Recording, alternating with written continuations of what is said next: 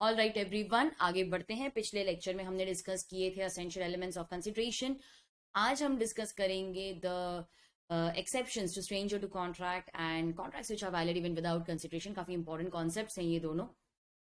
आज थोड़ी मेरी तबीयत ठीक लग रही है, better, voice is also slightly better. And ये तो इन्फेक्शन मुझे कल ही मैं डॉक्टर के पास गई थी और उन्होंने कहा कि इंसेक्ट बाइट है यहाँ और यहाँ, there is some insect bite and it is going to stay there for some time. तो थोड़ी बोलने में तकलीफ हो रही है यहाँ पर, बहुत ही ड्राई लग रहा है मुझे, but I think I will manage. आँख तो कल से बेटर लग रही है, हाँ? पिछले सेशन से तो थोड़ी बेटर लग रही है कि नहीं? ये थोड़ी बेटर लग रही है, लेकिन यहाँ पर अभी अभी तक काफ़ी इरिटेशन और ड्राइनेस है। इंसेक्ट बाइट से ऐसे होता है, पता नहीं। चलो कोई बात नहीं, आई विल ट्राई कि हमारा लेक्चर स्मूथली चले and we will be able to complete everything in today's session. ये पिछले सेशन में हमने असेंशियल एलिमेंट्स ही कवर किए थे सिर्फ, क्योंकि वो बहुत बहुत वास्ट था वो।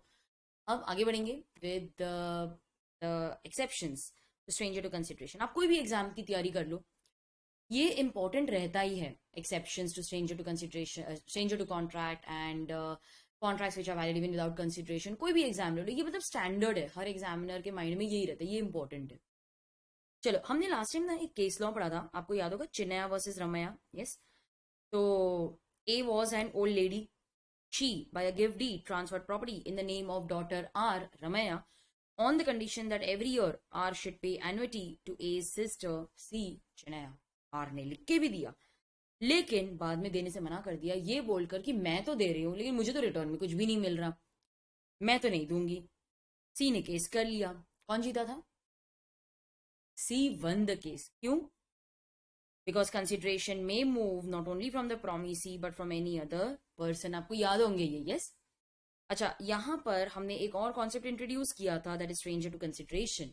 मैंने आपको बोला था कि stranger to consideration can sue, लेकिन लेकिन लेकिन एक बहुत ही इंपॉर्टेंट बात थी यहां पर कि stranger to consideration can sue if he is getting benefit as a result of an agreement. Agreement है, इसीलिए वो स्ट्रेंजर टू कंसिडरेशन है। एग्रीमेंट नहीं होता ना तो वो स्ट्रेंजर टू कॉन्ट्रैक्ट होता है, and in that case he would have not been able to file a case, he would have lost the case. तो स्ट्रेंजर टू कंसिडरेशन वही पर्सन होता है जिसको कुछ बेनिफिट मिलता है। देखो, कंसिडरेशन तो इन दो पार्टीज के बीच में मूव हो रही है, ये है तो स्ट्रेंजर। यहां पर कंसिडरेशन है, प्रॉपर्टी मिली ना उसको। यहां पर कंसिडरेशन है लेकिन उसका बेनिफिट सी को मिलता है, सी इज स्ट्रेंजर टू कंसिडरेशन। और ऐसे ही स्ट्रेंजर टू कंसिडरेशन नहीं हुआ, देयर वॉज एन एग्रीमेंट। आप रिटन डीड बोलो, एग्रीमेंट बोलो, कुछ तो लिखत में है, देयर इज सम एग्रीमेंट। इस एग्रीमेंट के चलते हुए सी को बेनिफिट मिला है, तब जाके सी इज स्ट्रेंजर टू कंसिडरेशन। और अगर ये एग्रीमेंट नहीं होती, ये डीड नहीं होती, then she would have been a stranger to contract. मैंने एक और भी आपको एग्जाम्पल बताया था, that X is father of A और वाई फादर इन लॉ है। दोनों ने एग्री किया कि हम 1 लाख रुपीज देंगे ए को अपनी उसकी मैरिज पे। फादर ने तो कॉन्ट्रीब्यूट कर लिया लेकिन फादर इन लॉ ने नहीं किया। सो इन दिस केस हम बोलते हैं ए, तुम अपने फादर इन लॉ के अगेंस्ट केस नहीं कर सकते, कॉन्ट्रैक्ट इन दो पार्टीज के बीच में था। अगर वाई अपना प्रॉमिस फुलफिल नहीं करता तो x will file a case. X और वाई के बीच में कॉन्ट्रैक्ट है, ए तुम तो स्ट्रेंजर हो। और क्या एक्स या वाई का ए के साथ कहीं पे भी कॉन्ट्रैक्ट है? नहीं ना। पिछले एग्जाम्पल में क्या था, केस लॉ में क्या था, सी का वन ऑफ द पार्टीज इनमें से किसी एक के साथ तो कॉन्ट्रैक्ट था ना, और उस कॉन्ट्रैक्ट के चलते हुए उसको बेनिफिट मिला। सी का आर के साथ तो कॉन्ट्रैक्ट था ना, और उसके चलते हुए उसको बेनिफिट मिला, तो वो स्ट्रेंजर टू कंसिडरेशन है। देखो यहाँ पर उसके साथ, आर के साथ कॉन्ट्रैक्ट है, लेकिन यहाँ पर ए का ना तो एक्स ना वाई के साथ कॉन्ट्रैक्ट, भले ही ये तुम्हारे फायदे के लिए क्यों ना हो, तुम बेनिफिशियरी क्यों ना हो, आप केस नहीं कर सकते। हाँ, मैं एग्री करती हूँ, देर आर सर्टन एक्सेप्शंस जहां पर स्ट्रेंजर का किसी के साथ भी कॉन्ट्रैक्ट नहीं है, फिर भी वो केस कर सकते हैं क्योंकि वो बेनिफिशियरी है। लेकिन सिर्फ और सिर्फ एक्सेप्शनल सर्कमस्टांसेस में केस बनेगा। आप समझ रहे हो?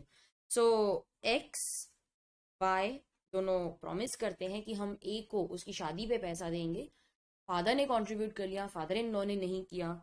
ए अपने फादर इन लॉ को केस नहीं, ए ऊपर केस नहीं कर सकता। अगर केस करना है तो एक्स करेगा, ए नहीं कर सकता। A stranger to contract, stranger to contract can not sue except under exceptional circumstances. अच्छा, यहाँ पर एक और केस लॉ मैंने लिखा है, Dunlop pneumatic tyres versus Selfridge.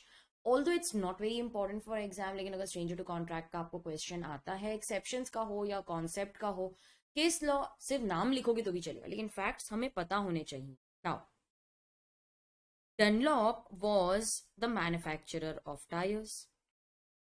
उन्होंने अपने सारे डीलर्स के साथ एग्रीमेंट कर ली थी that you will not sell tyres at below the recommended retail price. Dew was one of the dealers, जैसे होलसेलर होते हैं ना, तो उन्होंने कहा that you will not sell tyres at below the recommended retail price, और ऐसी ही एक एग्रीमेंट तुम अपने रिटेलर्स के साथ भी ले लो।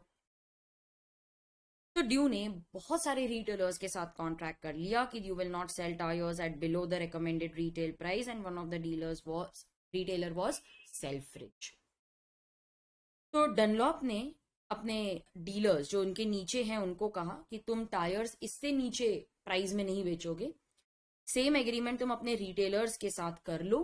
तो ड्यू ने अपने सारे रिटेलर्स के साथ एग्रीमेंट कर लिया कि इस मिनिमम के नीचे आप टायर्स नहीं बेचोगे, ये मिनिमम प्राइस के ऊपर ही बेचोगे। और ये भी बताया गया कि अगर आपने बेचा तो आपको 5 पाउंड्स पर टायर डैमेजेस पे करने पड़ेंगे टू डनलॉप, कि आपको 5 पाउंड्स पर टायर डैमेजेस पे करने पड़ेंगे टू डनलॉप, ऐसा भी बोल दिया। Now Selfridge sold few tyres at below the recommended retail price. Dunlop filed अब आपको मुझे बताना है, क्या डनलॉप सेल्फ्रिज के अगेंस्ट केस कर सकता है? कॉन्ट्रैक्ट कौन से पार्टीज के बीच में, बताओ कॉन्ट्रैक्ट कौन से पार्टीज के बीच में? Dunlop and due,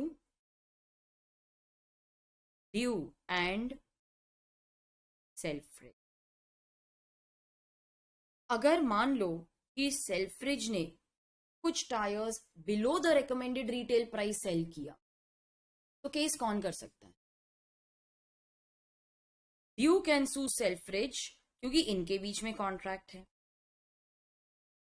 Dunlop can not सू, मैंने इंक हमेशा मैं गड़बड़ कर देती हूँ, green is for filing the case,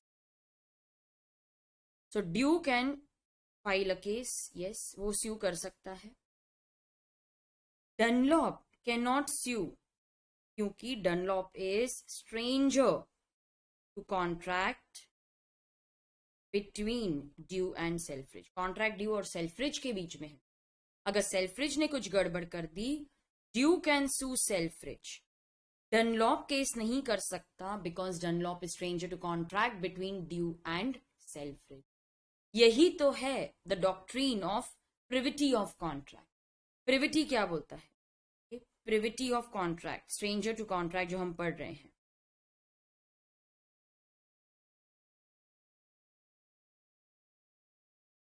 x और वाई इनके बीच में कॉन्ट्रैक्ट है, अगर कुछ भी गड़बड़ हो जाती है, X can sue Y, Y can sue X, कोई तीसरा आकर इन पे केस नहीं कर सकता। That third person is stranger to contract and stranger to contract can not sue। अब एक दो एग्जाम्पल्स कर लेते हैं ताकि ये कॉन्सेप्ट अच्छे से समझ में आ जाए आपको, क्योंकि काफी स्टूडेंट्स को इसमें कंफ्यूजन रहती है, सो आई डोंट वांट कि आपको भी वैसा हो। टेल मी नाउ, ए ने बी को लोन दिया, लेट्स अज्यूम 50,000। बी ने आगे वो लोन दे दिया सी को। अब सी रीपे नहीं कर पा रहा, इसीलिए बी भी ए को वो पैसे रिटर्न नहीं कर पा रहा। Okay, so C is not able to repay the loan to B, that is why B is not able to repay the loan to A. तो A ने बोला मुझे ही कुछ करना पड़ेगा। He decided to file a case against C. Can A sue C? ये मेरा question है। कॉन्ट्रैक्ट कौन से पार्टीज के बीच में है? Contract is between A and B, B and C। अगर C पैसे नहीं लौटा रहा तो केस कौन करेगा? B will file case against C. Can A sue C? No, because A is stranger to contract and stranger to contract cannot sue. Contract B और C के बीच में है। अगर सी पैसे नहीं देता तो बी केस करेगा। ए तो स्ट्रेंजर है, ए का ना बी ना सॉरी ए का यहां पर सी के साथ कोई कॉन्ट्रैक्ट नहीं था, सो ए कैन नॉट सू। अच्छा, एक वेरिएशन लेते हैं, चलो एक वेरिएशन लेते हैं। ए हैड टू पे 25 लाख रुपीज टू बी, उसको देने थे 25 लाख, ही ओज, पैसे ही नहीं है उसके पास में। तो वो जेड के पास चला जाता है और बोलता है जेड तू मेरा घर खरीद लेगा तो मुझे 25 लाख मिल जाएंगे और मैं वो आगे बी को दे पाऊंगा। मेरा घर लेता है क्या? जेड बोलता है हाँ तेरा घर तो मुझे बहुत पसंद है, मैं ले लेता हूं। So A sold his house to Z for 25 lakh. Z ने ए से कहा अरे तू कहां ये 25 लाख उठा के लेकर जाएगा, बी तो मेरे घर के पास ही रहता है, तुझे उसको पेमेंट करनी है ना, मैं दे दूंगा ना डायरेक्टली, मैं तुझे दूं तू उसको दे, उससे अच्छा मैं ही दे देता हूं। ए को लगा हाँ ये बात भी ठीक है ना, फिर तो ए ने कहा ठीक है तू दे देना। नाउ जेड ने वो पैसे बी को देने से मना कर दिया, उसने डिले कर दिया या वो टाल रहा है। B wants to file case against Z, क्या वो केस कर सकता है? अगर आपने हाँ कहा कि हाँ मैम ये तो उसके फायदे के लिए कर सकता है, तो आपका आंसर गलत होगा। कॉन्ट्रैक्ट कौन से पार्टीज के बीच में है? Z and A and B, contract इन पार्टीज के बीच में है। अगर जेड पैसे नहीं दे रहा तो केस कौन करेगा? A will file a case ना, yes A will file a case, क्योंकि इनका कॉन्ट्रैक्ट है। A will file case against Z. B can not sue Z because B is stranger to contract. अगर जेड पैसे नहीं दे रहा तो ए केस करेगा, बी केस नहीं कर सकता, B is stranger to contract. अब ध्यान से मेरी बात सुनना, what if what if what if Z ने बी को एक्नॉलेजमेंट दी, अरे सुन बी, ए ने ना अपने 25 लाख मेरे पास छोड़े हैं तेरे लिए, आई am holding them for you, तू जब घर पे आ जाएगा मुझे बता देना, मैं पैसे लेके आ जाऊंगा, आई am holding that money for you. जैसे ही जेड एक्नॉलेजमेंट दे देता है, लॉ अज्यूम करने लगता है that Z is agent of B. हम जिसे एक्नॉलेजमेंट देते हैं हम उसके एजेंट बन जाते हैं। तो जैसे ही उसने एक्नॉलेजमेंट दी वो उसका एजेंट बनने लग गया। हम ऐसे मान के चलते, एक्चुअली में उसने एजेंट नहीं बनाया था, but it is agency bye acknowledgement. अब अगर जेड पेमेंट नहीं करता तो क्या बी उस पर केस कर पाएगा? हाँ, अब वो कर पाएगा। क्यों? क्योंकि हम अपने एजेंट के अगेंस्ट तो केस कर ही सकते हैं ना, हमने उसको अपॉइंट नहीं किया था, लेकिन जैसे ही उसने एक्नॉलेजमेंट दे दी वो हमारा एजेंट बन गया, हम उसे एजेंट मानने लग जाएंगे और हम अपने एजेंट के अगेंस्ट तो केस कर ही सकते हैं। तो जब एक्नॉलेजमेंट दी जाती है तब केस बनेगा, ठीक है, तब आप केस कर सकते हैं। तो ये था concept of stranger to contract. When the two persons enter into contract only they have the right to sue each other. Stranger to contract cannot sue. Stranger cannot sue. Okay? Stranger to contract और consideration के बीच में जो difference था वो मैंने आपको बता दिया था। Now let us discuss the exceptions to stranger to contract. अब इन सारे केसेस में ध्यान से सुनना, इन सारे केसेस में stranger can sue. Stranger can sue. ये एक्सेप्शंस है और सिर्फ इन्हीं एक्सेप्शनल केसेस में स्ट्रेंजर कैन सू। मुझे कैसे पता चलेगा एग्जाम में कि ये एक्सेप्शन है? वर्ड्स ढूंढो, क्या एग्जाम में क्वेश्चन में ट्रस्ट वर्ड दिया हुआ है, क्या क्वेश्चन में फैमिली सेटलमेंट ऐसा कुछ मेंशन किया हुआ है, क्या कोई मैरिज या ऐसे अरेंजमेंट के बारे में बात की गई है, असाइनमेंट वर्ड यूज किया गया है, एस्टॉपल, कोविनेंट, ये इंपॉर्टेंट है काफी, and contracts made by agent. तो ये वर्ड्स को ढूंढो और अगर ये वर्ड्स आपको मिलते हैं then yes, it is an exception, stranger can. Now in matters of trust, example पे ध्यान दो, एक्स ने वाई से कहा कि मेरी लाइफ का तो कोई भरोसा नहीं, मैं चाहता हूं कि मेरा जो ग्रैंडसन है जी, ओके, उसको 25 लाख मिले मेरे जाने के बाद, तो तू ये 25 लाख रख, अगर कल को मुझे कुछ हो गया तो ये जी को जाकर दे देना। तो Y is holding the money in trust for the benefit of G. Contract X और वाई के बीच में है, जहां पर एक्स ने वाई पे ट्रस्ट किया कि तू ये पैसे रखना और अगर मुझे कुछ भी हो गया तो जेड को जाकर दे देना। एक्स के बाद वाई ये पैसे जी को देने से मना कर रहा है, मतलब डीले कर रहा है, हाँ देता हूं, कल देता हूं, परसों देता हूं, नहीं देता, नहीं दे रहा है। Can G sue Y? क्या ये केस कर सकता है? कर सकता है। G here is the beneficiary and beneficiary can sue. आप बोलोगे लेकिन मैम जी का इनके किसी के साथ भी कॉन्ट्रैक्ट नहीं है, आपने ही तो बताया था कि स्ट्रेंजर इन कैन नॉट सू, उसका कोई भी कॉन्ट्रैक्ट नहीं है इन पार्टीज के साथ। हम तो एक्सेप्शंस पढ़ रहे हैं ना। जब ट्रस्ट क्रिएट किया जाता है, the beneficiary person for whose benefit the trust is created, that person, तो जी केस फाइल कर सकता, G can sue. The beneficiary, that is person for whose benefit the trust is created, he may enforce the contract even though he was not a party to the contract. ये एक exceptional case है जहां पर stranger can sue. In case of any family settlement, अब X और Y इनके business का partition हो गए, दोनों ने भाई है, अलग अलग हो गए, लेकिन दोनों ने एग्री किया था that we will each contribute some money for the maintenance of mother. Partition के टाइम पे इन्होंने एग्री किया था। अब वर्बली बोलेंगे तो कुछ प्रूफ ही नहीं रहेगा ऐसा कुछ एग्रीमेंट हुआ था, तो हमने बोला नहीं तुम राइटिंग में लो। उन्होंने राइटिंग में लिया था कि भाई इस तरीके से पार्टीशन होगा, हम दोनों हर साल का 10-10 लाख रुपया निकालेंगे and we will give it for the maintenance of our mother. After partition, both avoided to contribute. Can mother sue her sons?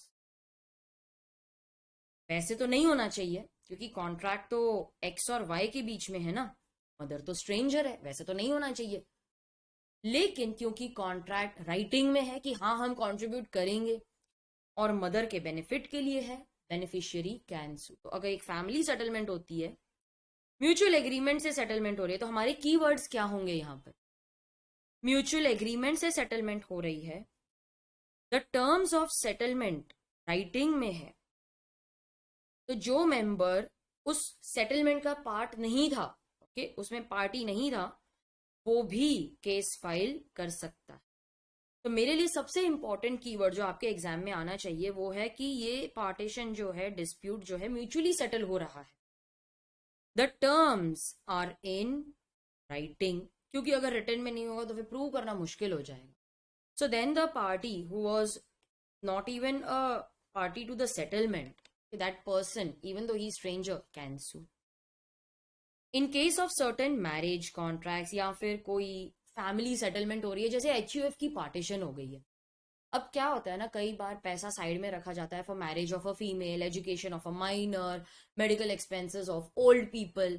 तो भले ही पार्टीशन होके फैमिली मेंबर्स अलग अलग हो गए, लेकिन तुम सबने जो प्रॉमिस किया था कि हाँ बेटी की शादी के लिए इतना पैसा साइड में रखेंगे, फादर के मेडिकल एक्सपेंसेस के लिए इतना साइड में रखेंगे, बच्चे की पढ़ाई के लिए, वो तो आपको उनको देना ही पड़ेगा, वो तो देना ही पड़ेगा। अब सेटलमेंट हो रही है मेल मेंबर्स के बीच में, ठीक है, मेल मेंबर्स के बीच में। अब फीमेल मेंबर्स, माइनर्स, ये तो कभी पार्ट होते ही नहीं इस सेटलमेंट का, लेकिन अगर आपने माइनर की एजुकेशन के लिए पैसा रखा हुआ है तो वो आपसे वो पैसा मांग सकता है। अगर आपने किसी फीमेल की मैरिज के लिए पैसा रखा है, अब सेटलमेंट तो इनके बीच में हो रहा है, फीमेल देखा जाए है तो stranger, but because the expense was for her marriage she can still file a case. ऐसे ही हम करेंगे कि ओल्ड एज में कोई ओल्ड पर्सन है, ठीक है, जैसे दादा या ऐसे कोई है जो जिनके मेडिकल के लिए हमने पैसा साइड में रखा था। अब पार्टीशन तो मेल मेंबर्स के बीच में हो रही है, अपने अपने फैमिली के लिए पैसा लेकर जा रहे हैं, लेकिन जो ओल्ड पर्सन है वो अपने लिए जो मेडिकल का एक्सपेंस था वो बोल सकता है कि भाई ये मुझे दो, नहीं दोगे तो मैं केस कर लूंगा। At the time of partition of the property, male members may agree that certain percentage of or certain portion of the property will be kept aside for the benefit of, उन्होंने सिर्फ examples दिए यहाँ पर, elderly person, education, marriage of a female। तो person for whom for whose benefit the provision is made under family arrangement can enforce the contract. तो जो person के लिए, जैसे फीमेल हो गई या वो माइनर हो गया या ओल्ड पर्सन हो गया, जिसके फायदे के लिए हमने वो पैसा साइड में रखा है, वो पर्सन कॉन्ट्रैक्ट एनफोर्स कर सकता है even though he is a stranger. Assignment of contract की तरफ आते हैं और यहां पर मैं आपके साथ एक एग्जांपल डिस्कस करना चाहती हूँ क्योंकि एग्जाम में मोस्टली इसी एग्जांपल पे क्वेश्चंस आए. अब ध्यान से सुनो. X is the holder of an insurance policy. उसके पास एक इंश्योरेंस पॉलिसी. वो बैंक के पास गया और उसने बैंक से कहा, बैंक मुझे लोन चाहिए. बैंक बोलता है मैं तेरे को लोन तो दे दूं, मुझे सिक्योरिटी चाहिए. तो ये बोलते हैं मेरी इंश्योरेंस पॉलिसी रख दो, on the basis of the premium that I have paid तुमको कुछ सरेंडर वैल्यू मिलेगा. तो एक्स ने क्या किया, अपनी इंश्योरेंस पॉलिसी बैंक को देकर बैंक से लोन ले लिया. अब जब एक्स ने अपनी इंश्योरेंस पॉलिसी बैंक को दी है, इसका मतलब है कि उसने ये बेनिफिट जो है वो बैंक के नाम पर असाइन किया है. अब सोचने वाली बात यह है कि एक्स ने जब इंश्योरेंस ली थी तो वो इंश्योरेंस कंपनी के साथ उसका कोई कॉन्ट्रैक्ट हुआ था कि मैं तुझे प्रीमियम भरूंगा और तू मुझे वो इंश्योरेंस की पॉलिसी दे देना. अब एक्स के पास जो इंश्योरेंस पॉलिसी है उसका बेनिफिट वो बैंक को दे रहा है. That is known as assignment. Okay, so he is assigning the benefit of policy in favor of bank. To assign means to deliver, to give. So here you are assigning means you are giving the benefit to the bank कि अगर कुछ भी गड़बड़ हो गई तू जाके policy surrender करके पैसे ले लेना. अब मान लो कि एक्स ने डिफॉल्ट कर दिया. ठीक है, एक्स ने डिफॉल्ट कर दिया तो बैंक क्या करेगा, बैंक सीधा ये पॉलिसी जाके इंश्योरेंस कंपनी को दिखाएगा और बोलेगा देखो मेरे नाम पे ये असाइन की गई है, इसका बेनिफिट मुझे ट्रांसफर किया गया है, मुझे ये पैसा दे दो. कॉन्ट्रैक्ट ऑफ इंश्योरेंस एक्स और इंश्योरेंस कंपनी के बीच में था, कॉन्ट्रैक्ट इनके बीच में था. एनफोर्स कौन करने गया, कोई थर्ड पर्सन, स्ट्रेंजर.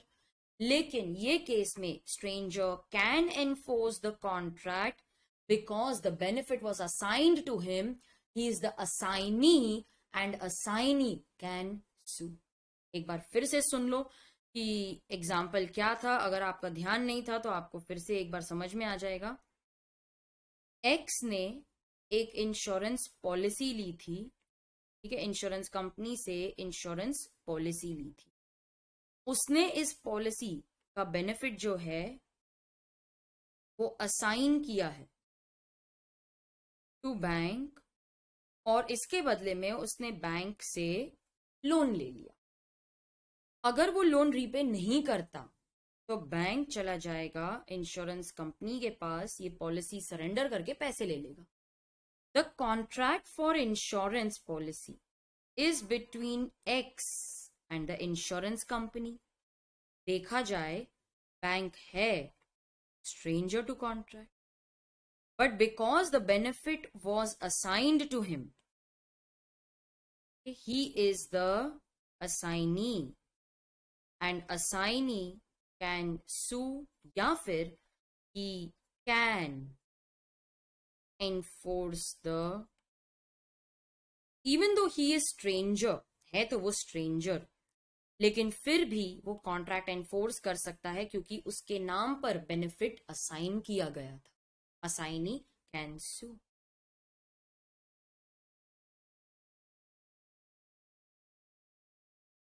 तो ये है हमारा example for assignment. Estoppel by acknowledgement of liability और पार्ट परफॉर्मेंस देयर ऑफ. अब सुनो ध्यान से, एग्जाम्पल सुनना. एक्स हैड टू पे सम मनी टू जेड. तो वो वाई को बोलता है कि देख मुझे जेड को कुछ पैसे देने हैं, तो तेरे घर के पास में ही रहता है ना, तो तू ये 2000 रुपीज उसको दे देना. वाई बोलता है हाँ ठीक है मैं उसको दे दूंगा. वाई जैसे ही घर पे पहुंचता है वो जेड को कॉल करता है और बोलता है अरे सुन Z, I am holding 2000 rupees for you. वो एक्नॉलेजमेंट दे देता है. अरे सुन, I am holding the money for you, तू जब घर पे आ जाएगा ना मुझे कॉल कर देना, मैं पैसे लेके आ जाऊंगी। हम जैसे ही एक्नॉलेजमेंट देते हैं हम एजेंट बन जाते हैं। So Y is agent of Z. Actually में वो एजेंट नहीं है, लेकिन ये एक्नॉलेजमेंट देने की वजह से he is considered just like the agent. So can I say he is like agent by estoppel. Estoppel मतलब जस्ट लाइक। एक्चुअली में वो नहीं है बट हम उसको मानते हैं। आगे भी ये एस्ट्रोपल को हम और डिटेल में डिस्कस करेंगे। आपने कभी सुना है एस्ट्रोपल वर्ड, पार्टनर बाय एस्ट्रोपल? जैसे देखो ना यहाँ पर X and Y, they are two partners. They have recently admitted M as a manager. और smart fellow है। One day, X and M go for a meeting with supplier S. X introduces M, बोलते ये है M हमारा partner. M खुश, मैं तो सिर्फ मैनेजर हूं, उसने तो मेरे को पार्टनर ही बना दिया। था तो बड़ा स्मार्ट, बोलने लगा और S इंप्रेस हो गया, बोलते क्या पार्टनर है यार, क्या पर्सनालिटी है, ऐसे पर्सन के साथ बिजनेस करना चाहिए। He agreed to give money loan thinking that M is a partner. उसने फर्म को लोन दे दिया ये सोचकर कि एम पार्टनर है, ऐसे पर्सन के साथ बिजनेस करना चाहिए। अगर फर्म लोन रिपे नहीं करती तो क्या हम एक्स के साथ साथ एम को भी एज अ पार्टनर लायबल रख सकते हैं? बिल्कुल कर सकते हो। तुमको पार्टनर बनने का इतना ही शौक है तो पार्टनर की लाइबिलिटी तो बेयर करनी पड़ेगी ना। जब एक्स ने तुमको इंट्रोड्यूस किया तुमने मना क्यों नहीं किया कि नहीं नहीं मैं तो सिर्फ मैनेजर हूँ, पार्टनर नहीं हूँ, ऐसा क्यों नहीं बोला तुमने? तुमने तो अलाउ कर दिया to be represented as a partner. अभी पार्टनर बनने का इतना ही शौक है तो लाइबिलिटी भी बेयर करो। ऐसा नहीं है कि वो परमानेंटली पार्टनर बन जाएगा, बस इस ट्रांजैक्शन के लिए वो लायबल रहेगा। So this M is known as partner by estoppel. वो एक्चुअली में पार्टनर नहीं है but he is considered just like a partner. He is considered as partner by estoppel. ये पार्टनर बाय एस्ट्रोपल है। तो एस्ट्रोपल मतलब एक्चुअली में वो पार्टनर नहीं है, एक्चुअली में वो एजेंट नहीं है, एक्चुअली में वो ओनर नहीं है, but he is considered just like one. ठीक है, तो यहाँ पर हम जैसे एक्नॉलेजमेंट देते हैं हम उसके एजेंट बन जाते हैं। He is agent by estoppel. अब अगर वाई पैसे नहीं देता, ठीक है, अगर वाई पैसे नहीं देता तो क्या जेड उस पर केस कर सकता है? कर सकता है, हम अपने एजेंट पे केस तो कर ही सकते हैं। अब सोचने वाली बात ये है that there was a contract between X and Y, कि भाई sorry there was a contract between X and Z कि मुझे तुझे पैसे देने हैं। ठीक है, there is a contract between X and Z कि मुझे तुझे पैसे देने हैं। वाई देखा जाए है तो स्ट्रेंजर। ठीक है, वाई इज अ स्ट्रेंजर, लेकिन क्योंकि वाई एक्नॉलेजमेंट दे चुका है he is considered as agent और हम अपने एजेंट पे केस तो कर ही सकते हैं। अब हमेशा ऐसा नहीं होगा कि सिर्फ स्ट्रेंजर ही केस करेगा। अरे स्ट्रेंजर केस कर सकता है तो उसपे केस हो भी तो सकता है ना, वन वे ट्रैफिक थोड़ी ना होती है, हमेशा केस हो कर सकता है। स्ट्रेंजर कैन सू तो stranger can be sued also ना। तो ये केस में हम वाई स्ट्रेंजर से पैसे रिकवर करने का केस कर सकते because he is treated just like our agent. Okay. Next one, very important provision, covenant running with land. Covenants are nothing but conditions tied to the use of land. Land कैसे use करना चाहिए? अब let's say for example कि X and Y, they are two farmers owning adjoining pieces of land. इन्होंने decide कर लिया, दोनों ने म्यूचुअली डिसाइड किया है that this land will be used only for agriculture. यहां पर हम कभी भी बिल्डिंग, मॉल, ऑफिस ऐसा नहीं बनाएंगे, हम एग्रीकल्चर के लिए ही यूज करेंगे। तो लैंड कैसे यूज करना चाहिए ये कंडीशन डाल दी उन्होंने, that is known as a covenant. This covenant is binding not only on the current but also future owners. Although future owners ने ये कोवेनेंट क्रिएट नहीं किया था, बट बिकॉज लैंड और कोवेनेंट इस तरीके से जुड़ गए हैं अभी कि लैंड अगर आप किसी और को बेच भी देते हो तो लैंड उस कोवेनेंट के साथ ही जाता है। So let's see for example that X sold the land to Z, उसने लैंड सेल कर दिया। Now the land comes with the covenant, the land is burdened with covenant. Covenant हमेशा लैंड को इस तरीके से अटैच हो जाता है कि लैंड अगर आपने किसी और को दे भी दिया तो वो कोवेनेंट के साथ ही जाएगा। After Z purchased the land, Y started using the land for commercial purpose. Can Z sue? क्या Z केस कर सकता है? बिल्कुल कर सकता है, because covenant is binding on him. तो वो केस कर सकता है to get it enforced. अब सोचने वाली बात ये है that the contract creating the covenant, यहां पर लिख देती हूँ साइड में, the contract creating the covenant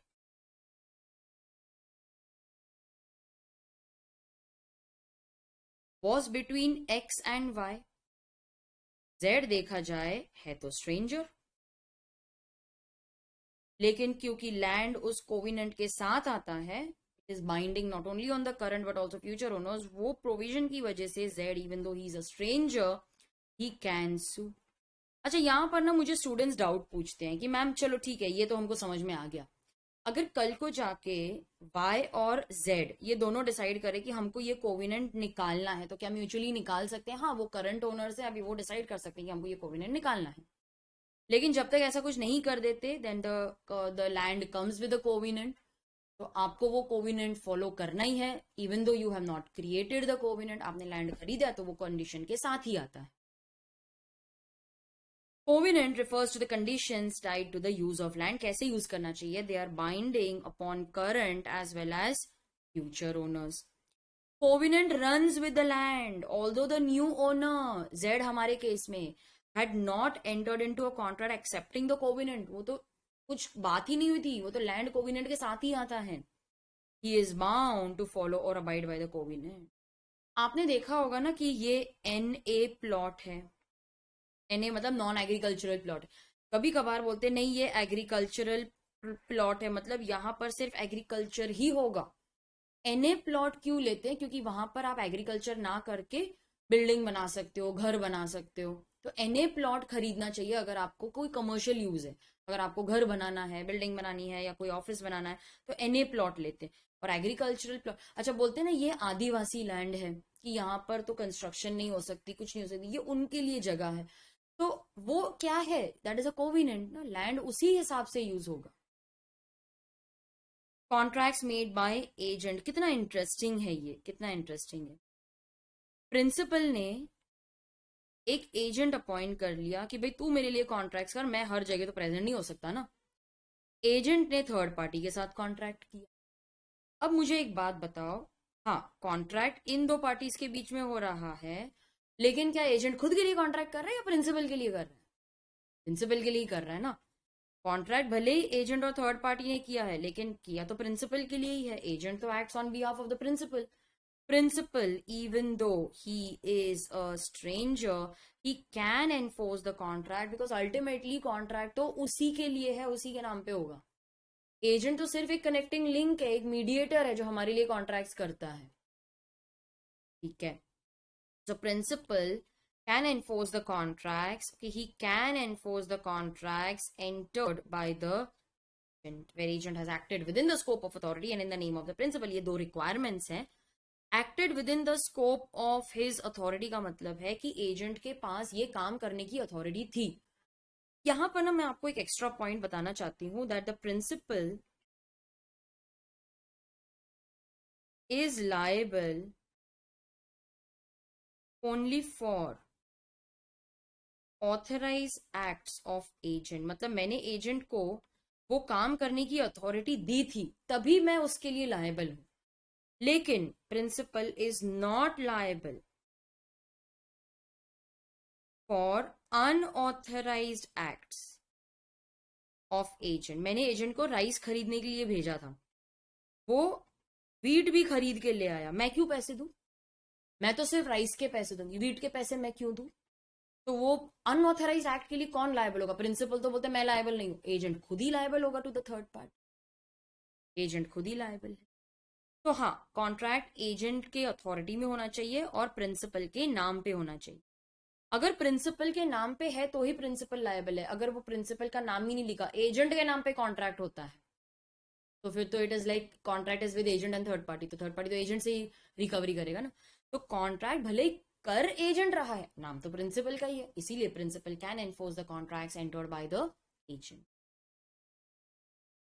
तो ये था the exceptions to stranger to contract. वैसे तो बोलते हैं stranger to contract can not sue, in cases में stranger to contract can sue. अच्छा, ये काफी इंपॉर्टेंट है थ्योरी के लिए, मैंने आपको पहले भी बताया था, और इसका सेक्शन नंबर भी इंपॉर्टेंट है, सेक्शन 25. इंस्टीट्यूट एक्सपेक्ट करता है कि आप जो शुरू के पॉइंट्स हैं उसके लिए एग्जाम्पल्स भी लिखो. इनके लिए नहीं लिखा तो भी चलेगा, इनके लिए आपको एग्जाम्पल लिखने की जरूरत नहीं है, लेकिन आगे के जो है हाँ उसके लिए एग्जाम्पल आपको लिखना है. अच्छा, हमने पढ़ा है that consideration is one of the most important elements of a valid contract. No consideration, no contract. No consideration, no contract. Okay? लेकिन ऐसे कुछ एग्रीमेंट्स हैं which are valid even without consideration. मतलब किसी को कुछ नहीं मिलेगा, नहीं ऐसा नहीं है. एक पार्टी को कंसिडरेशन है, दूसरे को नहीं है, फिर भी contract valid. There is consideration for just one party, even then the contract is valid. The first exception is agreement made on account of natural love and affection. Husband promised to pay his wife 25,000 rupees as pocket money out of natural love and affection. Wife बोलती है मैं तेरे पे विश्वास नहीं करती, ये तो डोमेस्टिक है, तू कल ना बोल देगा, मैं तो केस भी नहीं कर पाऊंगी. तू एक काम कर, तू इसको राइटिंग में लेकर आ, इसको हम रजिस्टर कर लेंगे, नोटरी के पास जाके हम रजिस्टर कर लेंगे. हाँ, it is based on natural love and affection between person standing in near relation. ये अगर कंडीशन सेटिस्फाई हो गए then the contract is valid even though there is no consideration for the husband. अब देखो, husband promise to pay 25,000 rupees to wife as pocket money. अब यहां पर wife के लिए तो कंसिडरेशन है 25,000 रुपीज, लेकिन हस्बैंड को तो कुछ भी नहीं मिलता. Some people say peace of mind is enough consideration, but अपनी अपनी सोच है. तो वाइफ को तो कंसिडरेशन है, लेकिन हस्बैंड को तो कुछ भी नहीं मिलता. पर हम बोलते हैं कि कोई बात नहीं, ये out of natural love and affection दे रहा है, तो फिर प्यार से दिए हुए के लिए हम कुछ और रिटर्न में थोड़ी ना एक्सपेक्ट करेंगे. लेकिन क्योंकि लोग आर्ग्यू करते हैं कि ये तो डोमेस्टिक एग्रीमेंट है, ये तो डोमेस्टिक प्रॉमिस है, इसीलिए लोग बोलते हैं ठीक है on account of natural love and affection दे रहे हो ना, तुमको कुछ भी नहीं मिल रहा कंसिडरेशन, तो एक काम करो, इसको राइटिंग में ले आओ, इसको रजिस्टर करवा लो. It is based on natural love and affection between person standing in near relation. अगर ये चारों कंडीशन सेटिस्फाई हो गए तो इसको एक्सेप्शन में डाल देंगे. Husband, even though you are not getting anything in return from the wife, this is still valid contract, this is still a valid promise. अगर हस्बैंड ने पैसे नहीं दिए तो वाइफ केस भी कर सकती है. ये जो चारों कंडीशंस हमने पढ़ी है ना स्टूडेंट्स, ये क्यूमुलेटिव हैं. ये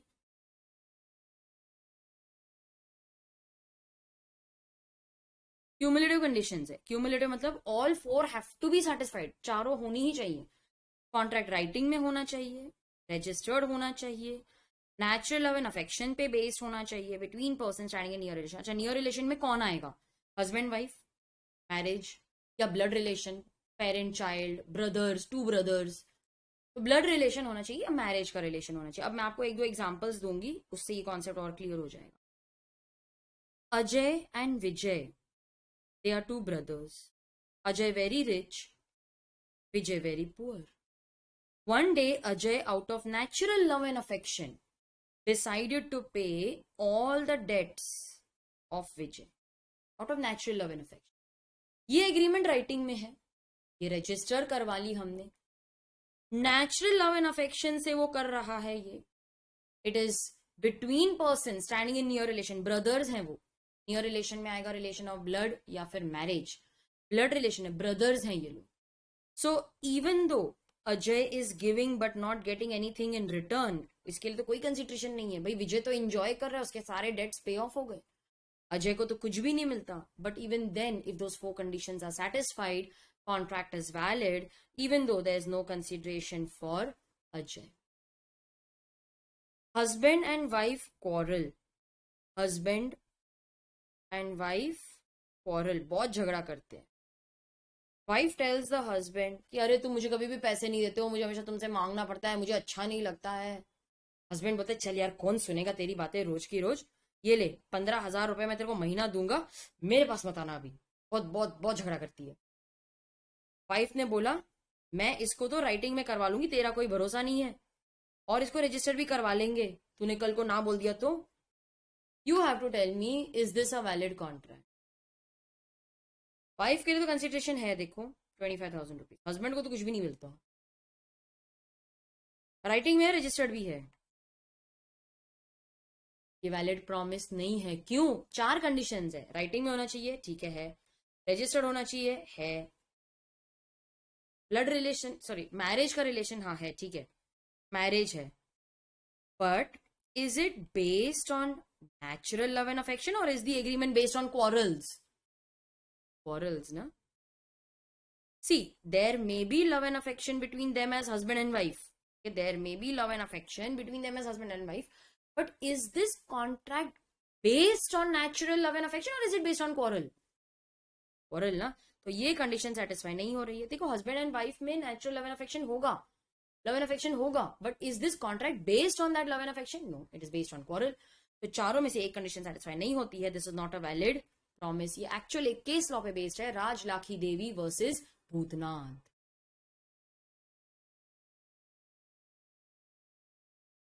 compensation for past voluntary service.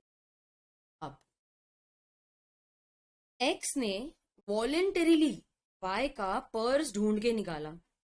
अच्छा, वॉलेंटरीली, अब वॉलेंटरीली जो आप काम करते हो उसके पैसे नहीं मांग सकते, कंसिडरेशन नहीं मांग सकते, ऐसा हमने पढ़ा था ना, पढ़ा था कि नहीं? That consideration must move at the desire of the promiser. अगर प्रॉमिसर ने बोला और तुमने वो काम किया तो कंसिडरेशन बनता है। तो consideration must move at the desire of the promiser. Any act done voluntarily या फिर any act done at the request of third party is not valid consideration, ऐसा हमने पढ़ा था।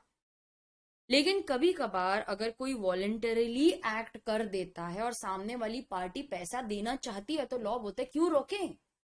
तुम किसी को रिवॉर्ड देना चाहते हो फॉर हिज वॉलेंटरी एक्ट तो दे दो, चलो। अब देखो यहां पर एक्स फाउंड वाइज पर, वॉलेंटरीली उसने ये काम किया, वो पैसे मांग तो नहीं सकता, ठीक है? आप वॉलेंटरी काम के लिए पैसे मांग तो नहीं सकते, ये हमने पहले भी पढ़ा था कि जो काम आपने वॉलेंटरीली किया उसके पैसे नहीं मिलते। जैसे मैं अगर आपको वॉलेंटरीली सिखाने आती हूँ यूट्यूब पे तो मैं आपसे पैसे नहीं ले सकती।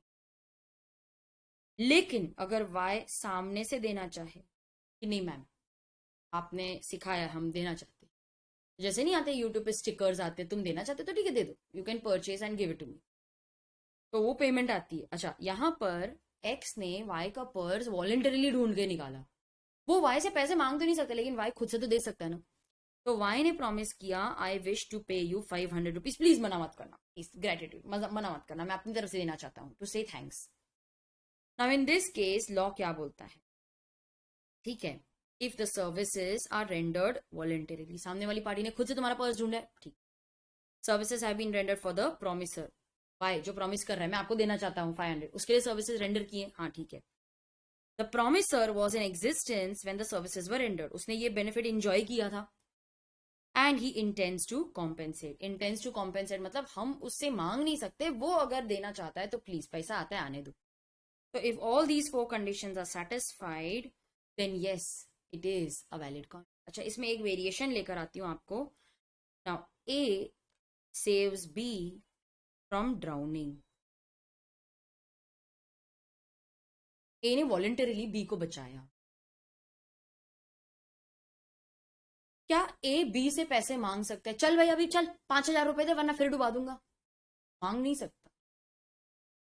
लेकिन क्या बी उसको वॉलेंटरीली दे सकता है? वॉलेंटरीली तो दे ही सकता है। तो बी ने उसको बोला मैं तुझे 5,000 देना चाहता हूं, प्लीज मना मत करना, एज ए ग्रेटिट्यूड देना चाहता हूं। ए बोलते अरे यार ये तो एक्ट ऑफ ह्यूमैनिटी थी, पागल है, मैं तेरे से थोड़ा पैसे ले सकता हूँ, नहीं नहीं नहीं प्लीज मना मत करना, मना मत करना। अब ए का बेटा भी वहां पर खड़ा था, तो ए तो ले नहीं रहा था, तो बी ने एज इंडियंस हमने ट्रिक प्ले की, देखो देखो बच्चे को दे रहा हूँ, बच्चे को दे रहा हूँ, आप मना मत करना। आप हमारे यहाँ पे भी गेस्ट आते तो ऐसे ही होता है ना, पप्पा नहीं ले रहे तो अरे नहीं मैंने बच्चे को दे दी, बच्चे को दे दी, मना मत करना, मना मत करना। बच्चा यहाँ पर खुश हो 5,000 रुपए आ रहे। अब बी ने ए को दिए थे 5,000, उसने लेने से मना कर दिया, तो बी ने बोला नहीं मैं तेरे बेटे को दूंगा, फिर तू मना मत करना। बी तो खुश, अरे 5,000 रुपए आने वाले हैं। अब मैं फिलहाल अज्यूम करूँ कि सिर्फ प्रॉमिस है ताकि ये कंडीशन सेटिस्फाई हो जाए। अब services have been rendered voluntarily, they have been rendered for the promisor, ये सब तो ठीक है, लेकिन मुझे एक बात बताओ, बी पैसे देने को प्रॉमिस तो कर रहा है लेकिन क्या उसको सन से कोई सर्विसेज मिली है? सन से तो नहीं मिली है ना। तो जब सन से सर्विसेज ही नहीं मिली तो फिर आप उसको देने का प्रॉमिस कैसे कर सकते हो और बोल सकते हो कि नहीं ये तो वैलिड कॉन्ट्रैक्ट होना चाहिए? जब सन ने आपके लिए कुछ किया तो फादर ने था ना। So in this case law क्या बोलता है कि because services were not rendered by the son, भी तुम्हारा जो ये प्रॉमिस है ना बेटे को देने का, ये प्रॉमिस वैलिड नहीं होगा। सन तू तो पैसे नहीं ले सकता। अच्छा, इसमें और एक छोटा सा वेरिएशन लाती हूँ ताकि एग्जाम के लिए आप पूरी तरह से तैयार हो जाओ। A saves B from drowning, B बोलता है मैं तुझे 5,000 रुपए देने को तैयार हूं, तूने मेरी जान बचाई। अगर वो नहीं देता तो क्या ए रिकवर कर सकता है? हाँ बिल्कुल कर सकता है, क्योंकि ये एक वैलिड कॉन्ट्रैक्ट था। आप समझ रहे हो कि ये इस एक्सेप्शन का इम्पैक्ट क्या होगा? एक्सेप्शन का इम्पैक्ट ये होगा कि अगर सामने वाली सर्विसेज वॉलंटरीली दे रहा है, it has been rendered for the promisor, the promisor was in existence when the service is rendered and he intended to compensate, अगर ये सारी कंडीशन सेटिस्फाई हो रही हैं तो फिर ये एक वैलिड कॉन्ट्रैक्ट बन जाएगा, even though there is no consideration for B। B तो दे रहा है ना, उसको मिल तो कुछ नहीं रहा। आप बोलोगे कि पास्ट कंसिडरेशन नहीं है ये, पास्ट कंसिडरेशन, मैं बोलूंगी नहीं ये पास्ट कंसिडरेशन है ही नहीं। पास्ट कंसिडरेशन तभी वैलिड होगा when the act is done at the request of the promisor. आपको याद है मैंने पास्ट कंसिडरेशन में बताया था कि वहां पर प्रोमिसर ने कहा इसीलिए प्रोमिसी ने वो काम किया, लेकिन ये तो वो केस है ही नहीं, यहां पर तो काम वॉलंटरीली हो रहा है, तो ये पास्ट कंसिडरेशन नहीं है। तो मैंने बताया आपको कि A saves B from drowning, B अगर उसको 5,000 रुपए देना चाहता है, ये एक वैलिड कॉन्ट्रैक्ट होगा even though B is not getting anything from A। आप ये मत सोचना उसको पहले तो मिल गया था, ये पास्ट कंसिडरेशन की बात नहीं हो रही है, ये एक वॉलंटरीली एक्ट किया गया था। तो B को तो ये 5,000 देने पे उस पर्टिकुलर कॉन्ट्रैक्ट में तो कुछ नहीं मिला, वो तो प्रॉमिस कर मैं तेरे को 5,000 दूंगा, उसको क्या मिल रहा है इन रिटर्न? कुछ नहीं मिल रहा ना, 5,000 के अगेंस्ट क्या मिल रहा है? कुछ नहीं मिल रहा। Even then this contract is valid. इसका मतलब है कि अगर बी ने प्रॉमिस किया है और अगर वो अपना प्रॉमिस फुलफिल नहीं करता है तो ए बोल सकता है सर देखो इसने मेरे को 5,000 रुपए देने का प्रॉमिस किया था एज रिवॉर्ड, वो नहीं दे रहा है। तो अगर ये सारी कंडीशन सेटिस्फाई हो जाती हैं then the contract is valid, वो एनफोर्स भी किया जा सकता है। प्रॉमिस टू पे अ टाइम बार्ड डेट, ये भी केस बेस्ड क्वेश्चंस में आता है, केस बेस्ड क्वेश्चंस आते हैं इसमें। टाइम बार्ड डेट क्या होती है? अब टाइम बार्ड डेट को पहले समझ लेते हैं। एक्स ने वाई को लोन दिया in the year 2010, let's say 1 lakh का लोन था, 2010 में दिया था, 2025 समझ लो, 2025 हो गए, अब तक वाई ने लोन रीपे नहीं किया है, इतने साल हो गए। एक्स भी भूल गया था, एक दिन पता नहीं सडनली उसको याद आया कि अरे ये इतना पुराना लोन है, अभी तक मेरे को वाई ने रिटर्न नहीं किया है। भागा भागा वो कोर्ट में गया, जज जज जज 1 मिनट मेरे को केस फाइल करना है, वाई ने 1 लाख रुपीज लिए थे अब तक रीपे नहीं किए हैं। जज उसको देखते हुए पूछते हैं कब लिए थे? 2010 में लिए थे। देखो सर इतने साल हो गए अभी तक रीपे नहीं किया। तू सो रहा था क्या?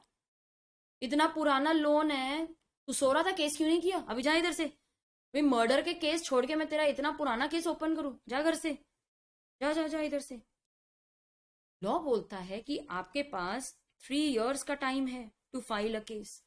After 3 years the debt becomes a time barred debt which is legally not recoverable।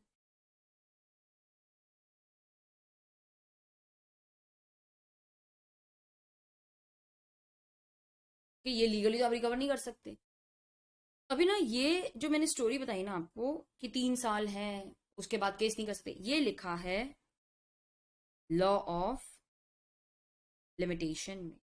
Law of limitation क्या बोलता है कि डेट है ना, अगर डेट तो 3 साल में रिकवर करो, टेनेंसी है तो 12 years, ऐसे सब चीजों के लिए उन्होंने ईयर्स दिया हुआ कि इतना टाइम है तुम्हारे पास केस फाइल करने के लिए।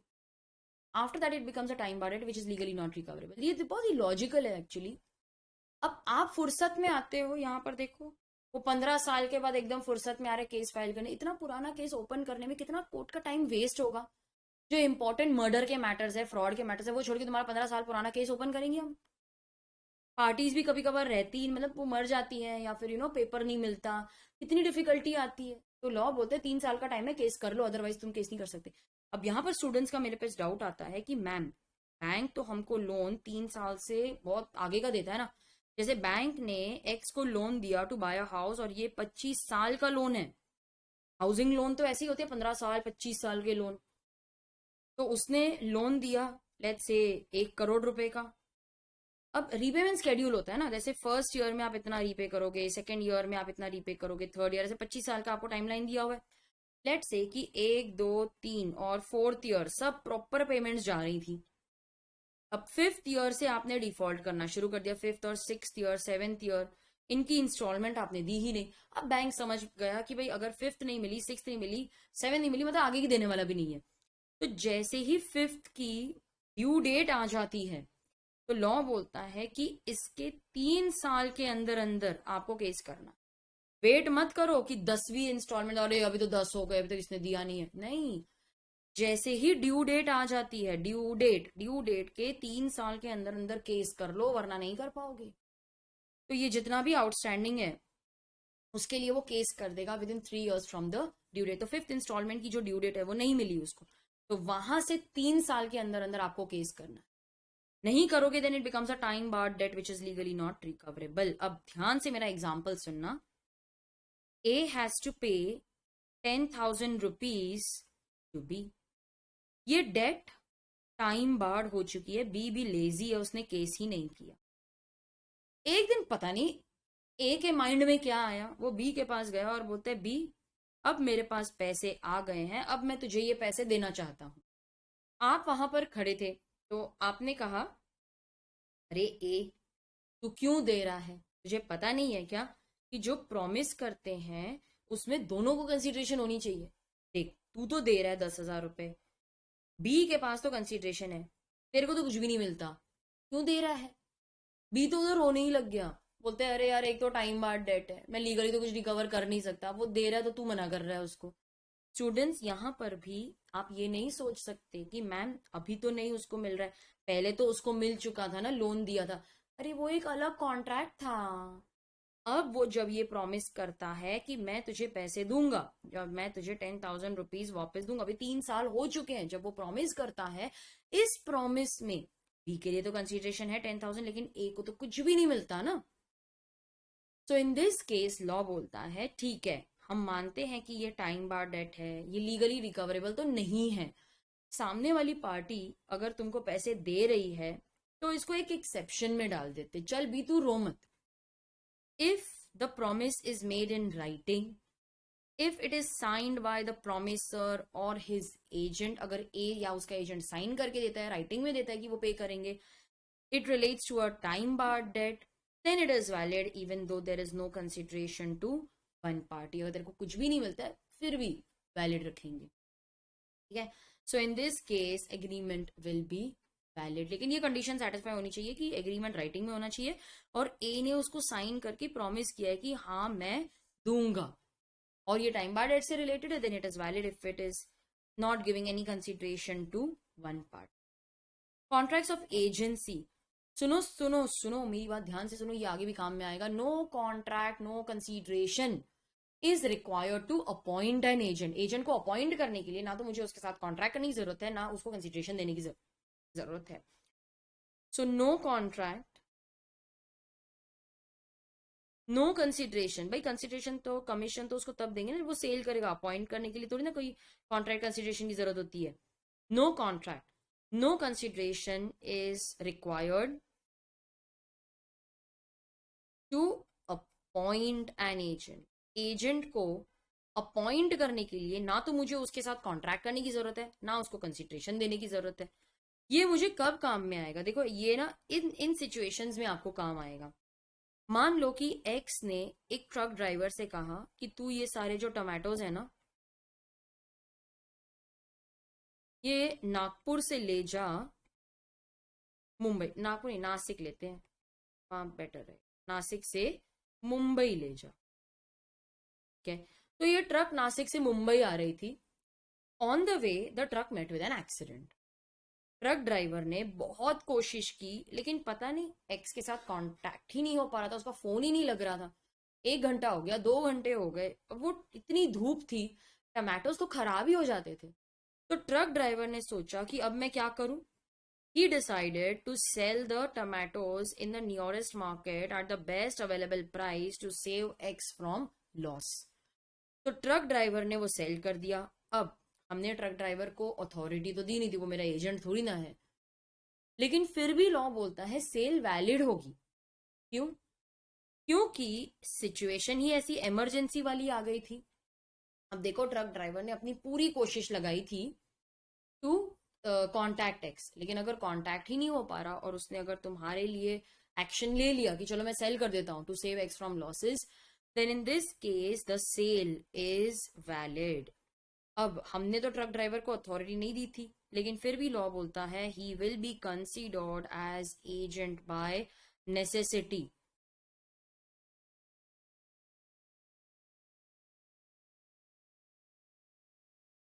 एजेंसी बाय नेसेसिटी क्रिएट हो जाएगी। नाउ हमने अभी जस्ट पढ़ा that no contract no consideration is required to appoint an agent. वो एक्सेप्शन हमें इन केसेस में यूज होगा। देखो यहां पर क्या आपने ट्रक ड्राइवर के साथ कोई कॉन्ट्रैक्ट किया था? नहीं। क्या उसको कोई कंसिडरेशन दी? नहीं।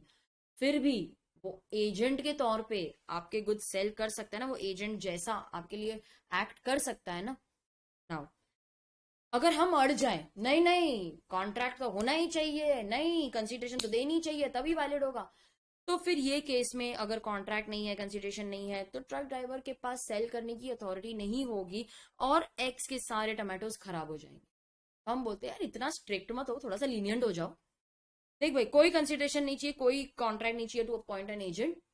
तो वो जो एग्जेम्पशन हमको मिली है वो इन सिचुएशंस में काम आएगी जहां पर ट्रक ड्राइवर के साथ हमारा कॉन्ट्रैक्ट नहीं था, कंसिडरेशन नहीं थी, फिर भी जो सेल उसने की वो वैलिड थी। He is considered as agent by necessity. तो लॉ ने बोला थोड़ा लिबरल हो जाओ, थोड़ा इजी ले लो। अगर कोई कॉन्ट्रैक्ट नहीं है, कंसिडरेशन नहीं है, फिर भी एजेंट अपॉइंट किया जा सकता है, तो वो ऐसे इमरजेंसी सिचुएशंस में हमें काम में आएगा। तो ये जो एग्जेम्पशन हमने दी है वो उन इमरजेंसी सिचुएशन में बहुत काम में आती है। अच्छा, कंप्लीटेड गिफ्ट, मैंने गिफ्ट दे दिया तो मैं रिटर्न गिफ्ट तो नहीं मांग सकती। हम मांगते हैं वो अलग बात है, मांग नहीं सकते। गिफ्ट के लिए क्या रिटर्न में मांगोगे ना। अब सुनो मेरी बात, मैंने सिर्फ प्रॉमिस किया, ठीक है, मैंने सिर्फ एक प्रॉमिस किया कि हाँ मैं आपको 5,000 रुपए दूंगी ऑन योर बर्थडे। तो अगर मैंने सिर्फ प्रॉमिस किया है तो ये एक वैलिड कॉन्ट्रैक्ट नहीं होगा, क्योंकि ना मैंने कुछ दिया ना मुझे कुछ मिला। लेकिन अगर मैं कंप्लीटेड गिफ्ट की बात करूं, कंप्लीटेड गिफ्ट मतलब क्या, मैंने आपको गिफ्ट दे दिया तो मैं रिटर्न गिफ्ट तो नहीं मांग सकती, तब जाके ये एक वैलिड कॉन्ट्रैक्ट होगा, even though there is no consideration for the person giving the gift. A ने अपने फ्रेंड को उसके बर्थडे पे 5,000 रुपए गिफ्ट कर दिए। फ्रेंड के लिए तो कंसीडरेशन है, ए को तो कुछ भी नहीं मिलता यार, गिफ्ट है, उसके लिए क्या रिटर्न मिलेगा। You can't expect also. Even though there is no consideration for A, this is still a valid contract. लेकिन अगर सिर्फ promise किया I will give, मैं तेरे को दूंगा 5,000 रुपीज तेरे बर्थडे पे, that promise will not be a valid contract. अच्छा, गिफ्ट देने के लिए नियर रिलेशन या लव एंड अफेक्शन की जरूरत नहीं है, उसमें ऐसी कोई रिक्वायरमेंट नहीं, आप किसी को भी गिफ्ट दे सकते हो। There need not be natural love and affection. There need not be nearness or relationship between donor and donee. Near relation होना, नेचुरल लव एंड अफेक्शन के लिए गिफ्ट देना, ऐसी कोई रिक्वायरमेंट नहीं, आप किसी को भी कभी भी गिफ्ट दे सकते हो। बट शर्त यह है कि गिफ्ट कंप्लीट होना चाहिए। सिर्फ प्रॉमिस किया तो वो वैलिड कंसिडरेशन नहीं है, वैलिड कॉन्ट्रैक्ट नहीं बने। ये सेम रूल जो है वो चैरिटी में भी अप्लाई करता है। Now x promised to donate, okay, उसने प्रॉमिस किया 5,000 रुपीज टू वाई, बोलते मैं तेरे को दूंगा 5,000 रुपीज। दिया क्या? कुछ मिला क्या? कोई कंसिडरेशन नहीं है, ये वैलिड प्रॉमिस नहीं है, ये कॉन्ट्रैक्ट ही नहीं है। लेकिन अगर एक्स ने 5,000 रुपीज दे दिए टू अ फ्लड विक्टिम, अब वो उससे ये तो नहीं मांग सकता तू मुझे क्या देगा। चैरिटी डोनेशन के लिए रिटर्न में आप कैसे मांग सकते हो। तो उसने ये कंप्लीट कर दी, कंप्लीटेड चैरिटी कर दी, कुछ रिटर्न में तो नहीं मांग सकते ना। तो इन this case even though the flood victim is getting consideration, x को तो कुछ भी नहीं मिलता, this is still a valid promise. अब इसमें एक बहुत अच्छा वेरिएशन है जिसपे एग्जाम में क्वेश्चंस आते हैं। एक्स ने 5,000 रुपीज प्रॉमिस किया था to give for repairs of a church. उन्होंने लेट्स से वाई को प्रॉमिस किया था कि मैं चर्च के रिपेयर के लिए 5,000 रुपीज दूंगा दूंगा, तो कुछ दिया नहीं है। वाई ने इस बात पे विश्वास करके 3,000 रुपीज का मटेरियल खरीद लिया जो रिपेयर के लिए जरूरी था, तो मटेरियल खरीद लिया। तो अब एक्स को कुछ देना पड़ेगा कि कुछ नहीं देगा, एटलीस्ट 3,000 तो देना पड़ेगा ना। अब देखो शर्त ये है कि एक्स को प्रॉमिस करते समय ये थोड़ा अंदाजा आ गया था कि भाई वाई तो इतना एक्साइटेड हो गया तो मटेरियल भी खरीदने जाने वाला है, तो उसको अंदाजा था कि ये तो खर्चा कर बैठेगा, और वाकई में वाई ने खर्चा कर दिया, तो आपको एटलीस्ट 3,000 तो देना ही पड़ेगा। वाई ने 13,000 का अगर मटेरियल खरीद लिया, भाई हमने 5,000 बोला था, हम तो 5,000 ही देंगे, तो उससे ज्यादा नहीं देंगे, 5,000 से ज्यादा नहीं देंगे, लेकिन हाँ 5,000 देना तो पड़ेगा, हमारे प्रॉमिस के बेसिस पे सामने वाली पार्टी खर्चा कर चुकी है। तो इन दिस केस अगर वो 3,000 खर्चा करते तो हम 3,000 देंगे, अगर 5,000 फिर 13,000 खर्चा करते तो हम सिर्फ 5,000 देंगे। ठीक है, तो चैरिटी का भी सेम रूल है, सिर्फ प्रॉमिस किया तो वैलिड नहीं है, लेकिन अगर इस प्रॉमिस पे उसने कोई खर्चा कर दिया तो उतना तो देना ही पड़ेगा। Bailment is also an exception. Bailment क्या होता है?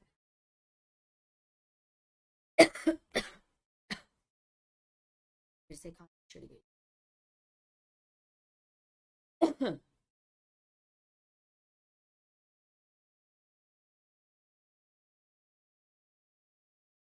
Okay, bailment. Now X is the owner of a stationery shop, ठीक है।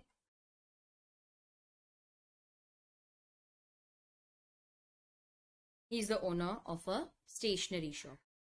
उसने जून और जुलाई जब स्कूल्स एंड कॉलेजेस रीओपन होते बहुत सारी नोटबुक्स खरीद के रख ली। इतने नोटबुक्स रखने के लिए अब उसके पास जगह नहीं थी, तो अपने फ्रेंड वाई के पास गया, बोलते हैं वाई तेरा वेयर हाउस है ना, तेरा गोडाउन है ना, मैं 2-3 महीने के लिए रख लूँ क्या नोटबुक्स, मेरे शॉप में ना इतनी जगह नहीं है। वाई बोलते हैं अरे तू मेरा बेस्ट फ्रेंड है, रख ले यार, पूछने की क्या बात है। So X delivered the notebooks to Y. This act of delivery is known as bailment. The person who delivers the goods is known as the bailer and person to whom the goods are delivered is known as the bailee. एक बात बताओ, क्या बेली owner बन गया यहाँ पर? Owner तो नहीं है, he merely acts as a caretaker। 2-3 महीने वो गुड्स अपने पास रखेगा, संभालेगा, बाद में जो जो बच गया, जो नहीं बिका, एक्स थोड़ा तो विड्रॉ करते गया, जो सेल होती गई, नहीं बचा वो वापस दे देगा, जो भी था वो रिटर्न हो जाएगा। ये ओनर थोड़ी ना है, ये सिर्फ केयर टेकर है। अब कंसिडरेशन की बात करते, एक्स ने वाई से पूछा बता यार कितने पैसे तू तू तू तेरा गोडाउन यूज तो कर रहा हूं ना, बोलना कितने, तू पागल है, तू मेरा बेस्ट फ्रेंड है, तेरे से पैसे लूंगा, नहीं नहीं रख ले यार, ऐसे कोई इतनी फॉर्मेलिटी मत कर। No consideration is required for a valid contract of bailment. Bailment में कंसिडरेशन की जरूरत नहीं है। देखो होगा तो कोई प्रॉब्लम ही नहीं है। लेट्स से कि वाई एक प्रोफेशनल था, बोलते हाँ ठीक है मैं दूसरों से 2,000 लेता हूँ, तू सिर्फ 1,000 रुपए दे दे महीना, लेगा तो भी बेलमेंट है, नहीं लेगा लॉ बोलता है तो भी वो बेलमेंट है। टाइम इसका क्या मतलब होगा?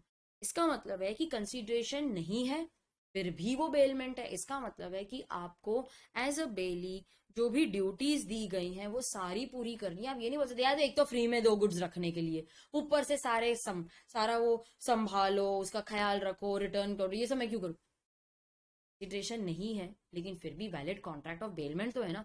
जो भी rights duties of the belly है वो सारे तुमको अप्लाई करेंगे, तुमको राइट्स भी देंगे हम, लेकिन तुमको ड्यूटीज भी होंगी। So even though there is no consideration, it will be still be a valid contract of bailment. Bailey has to take care of the goods. He must not use the goods as his own. He cannot mix the goods with his own. He has to return the goods to the true owner. ये सारा कुछ तुमको पालना पड़ेगा, ये सारा मानना पड़ेगा. Even though there is no consideration, valid contract तो बनेगा. So no consideration is required for a valid contract of bailment. नहीं होगा ना तो भी वो bailment होता है. ये सब हमको कब यूज होगा, ये सब हमको कहाँ पर यूज होगा? अब देखो, X found a diamond ring at the birthday party of Y. उसने सबसे पूछा किसकी है, किसकी है, किसी ने ओन नहीं किया, तो ये बन गया एक फाइंडर. ओके, अब finder acts as a bailee, he acts as a caretaker. It is his duty to find the true owner and return the ring to him. तो कोई कॉन्ट्रैक्ट तो हुआ नहीं इनके बीच में, फाइंडर और थर्ड पार्टी के बीच में कोई कंसिडरेशन तो दी नहीं हमने, फिर भी एक वैलिड कॉन्ट्रैक्ट ऑफ बेलमेंट बना कि नहीं? That you are acting as a bailee, you are acting as a caretaker, it is your duty to find the true owner and return the goods to him. तो law बोलता है कि ना तो मुझे कॉन्ट्रैक्ट की जरूरत है, ना ही कंसिडरेशन की जरूरत है to create a valid contract of bailment. Consideration नहीं है, कोई कॉन्ट्रैक्ट नहीं है, फिर भी you will follow all the duties of bailee. You have to take care of the goods. You have to try to find the true owner. You have to return the ring once the true owner is found. You cannot use it for yourself. हाँ, if the goods are perishable, आप cell भी कर सकते हो. तो ये सब कुछ आपको मिलेगा क्योंकि एक valid contract of bailment create होता है. तो बेलमेंट के लिए ना तो मुझे कॉन्ट्रैक्ट की जरूरत है, ना कंसिडरेशन की जरूरत है, फिर भी एक valid contract of bailment create होगा. No consideration is necessary to create gratuitous bailment. अभी ग्रेटिट्यूअस बेलमेंट क्या होता है? ग्रेटिट्यूअस का मीनिंग होता है free of cost, free of charge.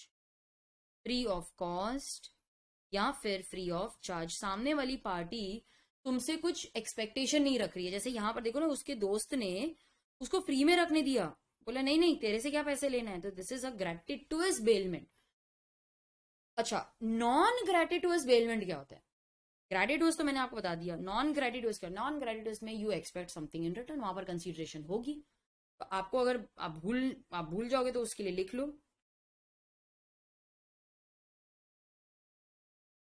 ग्रेटिट्यूअस bailment क्या होता है? ग्रेटिट्यूअस बेलमेंट मतलब देयर इज नो कंसिडरेशन. लेकिन नॉन ग्रेटिट्यूअस बेलमेंट क्या होती है? There is consideration for both the party.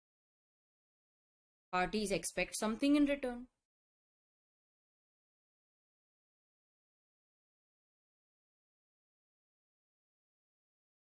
तो हैं तो दोनों बेलमेंट ही ना, दोनों बेलमेंट है, ग्रेटिट्यूअस हो या नॉन ग्रेटिट्यूअस हो.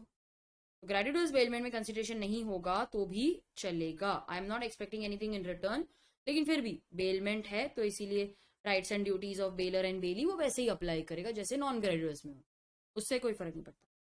तो ग्रेटिट्यूअस बेलमेंट में free of cost, free of charge, उसमें कोई कंसिडरेशन नहीं होती है, बट फिर भी you are expected to follow all the duties of bailee. Valid bailment तो है. तो यहाँ पर वैलिड बेलमेंट करने के लिए, वैलिड बेलमेंट के लिए कंसिडरेशन की जरूरत नहीं है. तो स्टूडेंट्स, ये थे हमारे सारे एक्सेप्शंस टू कंसिडरेशन. मैंने काफी डिटेल में ही आपको बता दिया. एंड हमारे अगले सेशन में हम इन राइटिंग प्रैक्टिस क्वेश्चंस को डिस्कस करेंगे. मेरे हिसाब से आपको एक बार जो भी मैंने पढ़ाया है, जो नोट्स आपने बनाए हैं मेरे साथ, एक बार आपको गो थ्रू करना चाहिए. एक बार अच्छे से थ्योरी गो थ्रू कर लो, कंपाइलर जो मेरा है उसमें से सारे क्वेश्चंस कर लो, and then you can start your writing practice. एक बार आपकी राइटिंग प्रैक्टिस हो गए, फिर आप वीडियो से मेरे साथ वो डिस्कस करके अपने आप को मार्क्स दे सकते हो. मैं बताऊंगी आपको कि क्या पॉइंट्स लिखने चाहिए, आपको कैसा लिखना चाहिए, बट अगले सेशन.